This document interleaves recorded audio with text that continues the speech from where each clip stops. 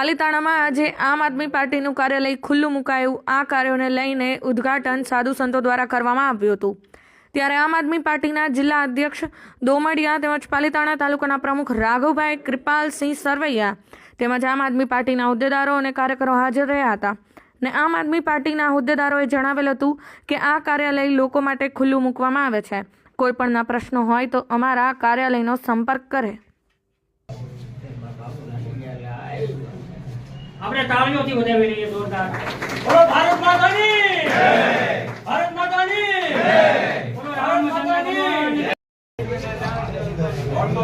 ના ના આવી બસ નહીં આપણે હોલ પછી બીજો ફોટો પડી આ અંદર કેજરીવાલની સરકારે જનતાના ખૂબ કામ કર્યા છે, ખેડૂતોના ખૂબ કામ કર્યા છે। પંજાબની અંદર હાલ આપણી આમ આદમી પાર્ટીની સરકાર છે, આપણું કામ થતું નથી, જનતાનું કામ થતું નથી। જનતા જાય તો ક્યાં જાય, પણ હવે કોઈ પણને ગભરાવાની જરૂર નથી, કોઈ પણને ચિંતા કરવાની